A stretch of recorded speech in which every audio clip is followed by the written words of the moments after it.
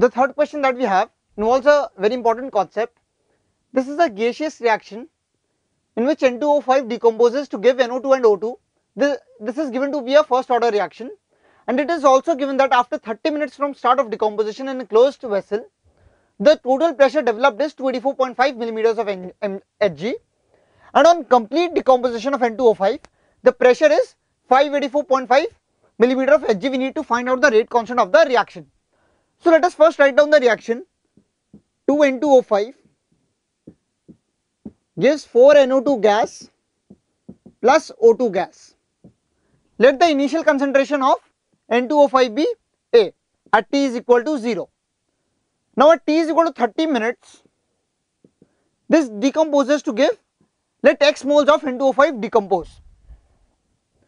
So the moles of NO2 developed is equal to 2x and the moles of O2 developed is equal to x by 2.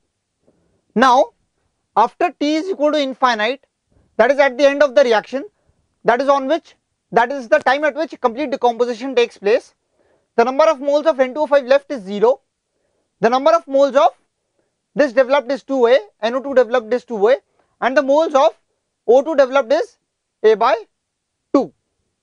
Now in the reaction we have been given total pressures at time T is equal to 30 minutes and at time T is equal to infinity.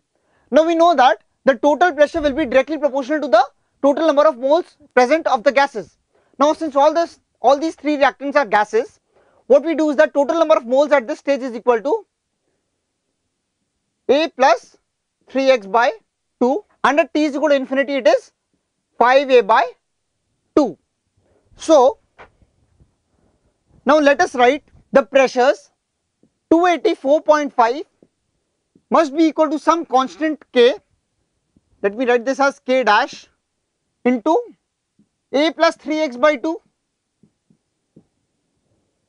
and 584.5 will be equal to some constant, again the same constant K dash, because the conditions are same.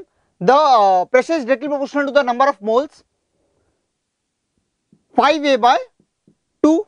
So from this we get A is equal to, on solving this equation we get A is equal to 233.8 into K dash, and we get X is equal to 33.8 into K dash. So A minus X is equal to 200.8 K dash.